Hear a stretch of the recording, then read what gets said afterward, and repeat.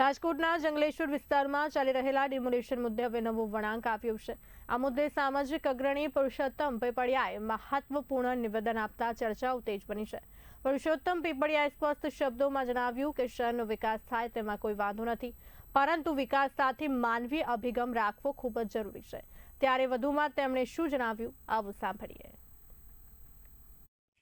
જંગલેશ્વર વિસ્તારની જે ઝૂંપડપટ્ટી આવેલ છે તે જમીન અમુક રાજ્ય સરકાર હસ્તકની છે, અમુક જમીન કોર્પોરેશન હસ્તકની છે। આ જંગલેશ્વર વિસ્તારને સ્લમ વિસ્તાર તરીકે નોટિફાઈડ કરવામાં આવેલ છે, જાહેર કરવામાં આવેલ છે। એટલે સ્લમ વિસ્તાર અન્વયના જે કાંઈ પુનઃવસન માટે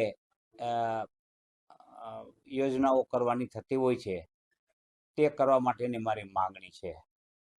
શહેરના વિકાસને અવરોધવાની અમારો કોઈ ઈરાદો નથી, પરંતુ જ્યારે રસ્તાઓ પહોળા કરવાના થાય, જ્યારે રિવરફ્રન્ટની કોઈ યોજનાઓ હોય, એને અમલમાં મૂકતા પહેલા એમનું પુનઃવસન થવું જોઈએ।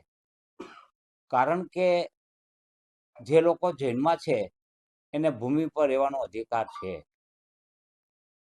એમનો અહીંયાથી જો એને હાંકી કાઢવામાં આવશે અથવા તો મકાનો પાડી નાખવામાં આવશે તો એ અન્ય વિસ્તારમાં વસશે। તો આ માટે થઈને જ કેન્દ્ર સરકારે, રાજ્ય સરકારે અનેક યોજનાઓ મૂકી છે। એ યોજનાઓના લાભો મળવા જોઈએ, અને લાભ આપ્યા પછી પાડી નાખે તો એમાં અમને કોઈ વાંધો નથી, અને શહેરના વિકાસ માટે જરૂરી હોય ત્યાં પાડવા પણ જોઈએ, પરંતુ એ પહેલાં પુનઃવસન થવું જરૂરી છે। મેં સાંભળ્યું તેમ અને રેકોર્ડ જોતા અમુક વ્યક્તિઓને, આશરે લગભગ 100 આસપાસની વ્યક્તિઓને અગાઉ પુનઃવસન થયેલું છે, તો એની સામે અમારો કોઈ વાંધો પણ નથી। એ પુનઃવસન થયું હોય ને પાછું પુનઃવસન એટલે કે એને લાભ આપવામાં આવ્યો છે તો એના મકાનો પાડે તો એ કોઈ ઇસ્યુ નથી।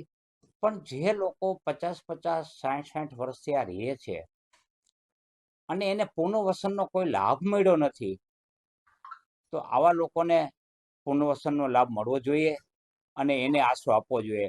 વડાપ્રધાન ખુદ એમ કહે છે કે કોઈ પણ વ્યક્તિ મકાન વગર નહીં રહે, એની પણ એવી લાગણી છે, તો એ લાગણીને સ્થાનિક તંત્રએ વાચા આપવી